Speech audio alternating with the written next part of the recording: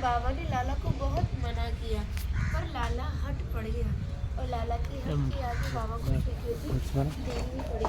तो बाबा जैसे ही लाला को भांडी बनाए थे और जैसे भांडी बन के सीमा में प्रवेश हुआ तो मौसम नॉर्मल अच्छा था और लाला के प्रवेश के कारण ही मौसम पूरा बदल गया। बहुत तेज तूफान आ गया था, गर्मी में बादल छा गए, दिन में भी तारे टिमटिम होने लगे थे, मूसलाधार बारिश होने लगी थी।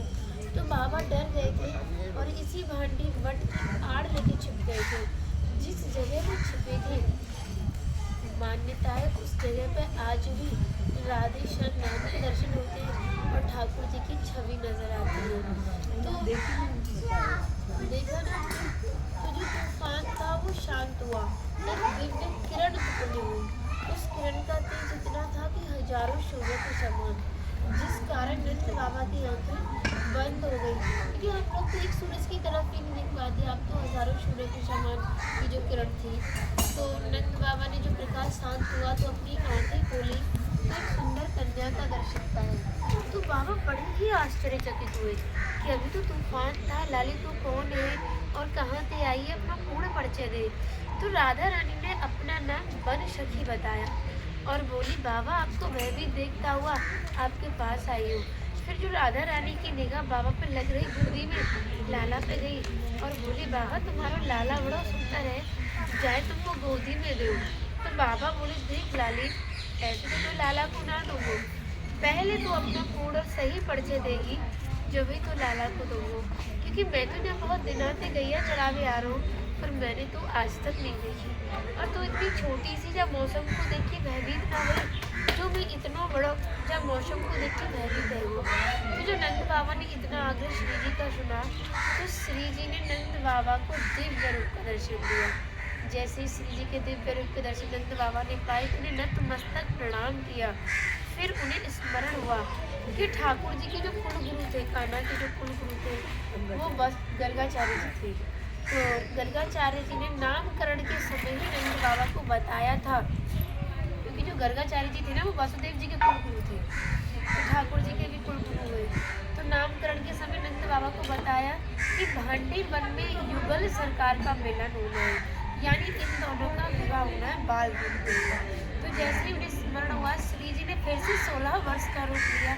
बाबा बोले ले लाली तू अपने प्राणनाथ को संभाल, जो तूफान आयो जाते मेरी 9 लाख गाय इधर उधर रह गई है और मैं इन्हें ढूंढ के लाता हूँ, जो तेरा मनोरथ है बात पूर्ण करके लाला घर पहुँचाती हूँ। इतना कह के बाबा आगे प्रस्थान करते हैं। तो राधा रानी ने ठाकुर जी को किशोर अवस्था में धारण करवाया था। दोनों ही 16 वर्ष के होके किसी भांडी वट के नीचे बैठ के प्रिया प्रीतम जी श्रृंगार कर रहे थे।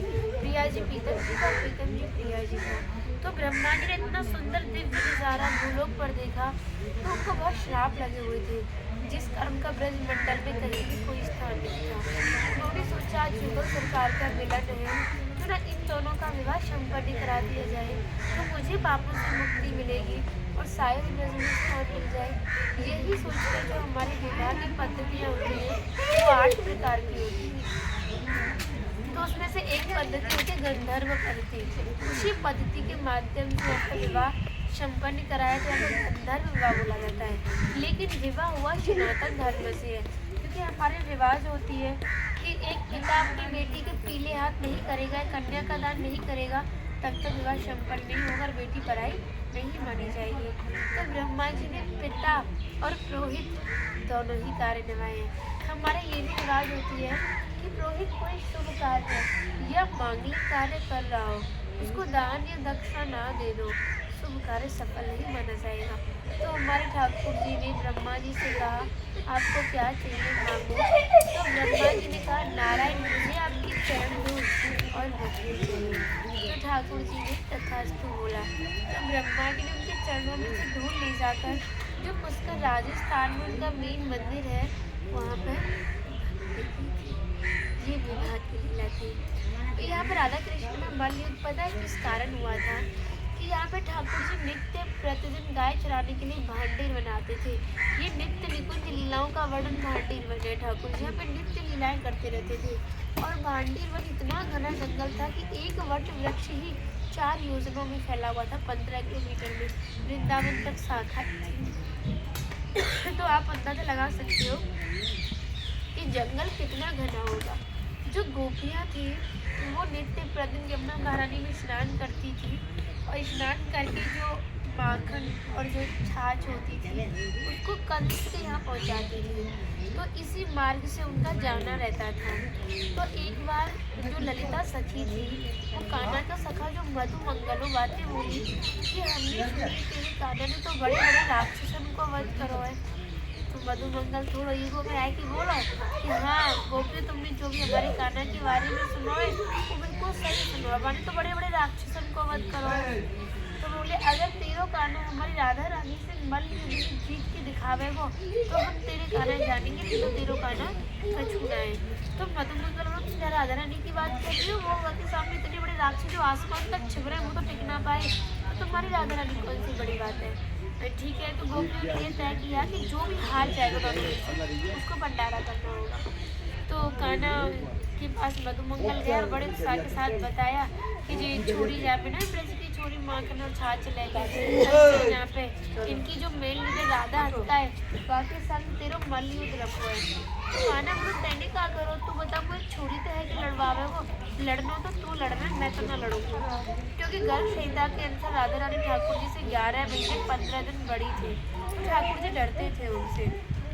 तो मधुमंगल जबरदस्ती खींचता हुआ मंच के पास लाया है जिसमें हमारी श्री जी लंगोटा और फटका बांधे मल्ल वेश में थी। जैसे श्री जी ठाकुर जी को इशारा करती है और ठाकुर जी से कप कपाता हुआ श्री जी के हाथ में देते हैं।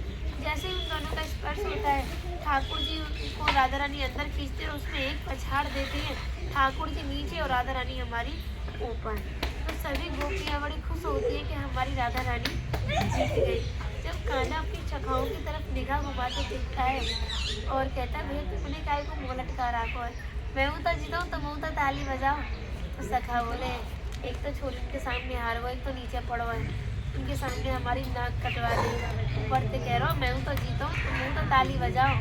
तो कान्हा बोलो भैया जब नाक को सवाल है। तो सखा बोले और काय को सवाल रहे हो। तो कान्हा बोलो देखो मैं नीचे हूँ और ये मेरे ऊपर है, तो आसमान की तरफ नाक कौन की ऊंची है। तो सखा बोले तेरी ऊंची है, तो राधा रानी की नाक तो नीचे जमीन में जा रही थी, ऊपर ही उठा ली। तो बोले जीता कौन, तो तू ही जीता। तो सभी सखा बड़े खुश रहे कि हमारा कान्हा जीत गया। लेकिन गोपी बोली देख चाहे तू कच्छुक है, चाहे तू अपनी हार में जीत बना, लेकिन जो मल्लयुद्ध होता है उसमें एक दूसरे को चित करना होता है। तो श्री जी ने तेरे कान्हा को चित करो है, तो हारवे के मुताबिक तो भंडारो करना होगा। तो फिर ठाकुर जी ने ग्वाल वालन के संग मिल के यहाँ पे भंडारो करो है, गई के नाम पे जापू नाम भांडीर बन पड़ो है। तो यहाँ पे भंडारे का भी अत्यधिक विशेष फल माना जाता है। मधुकरी में साथ ले, अब आप 2 मिनट और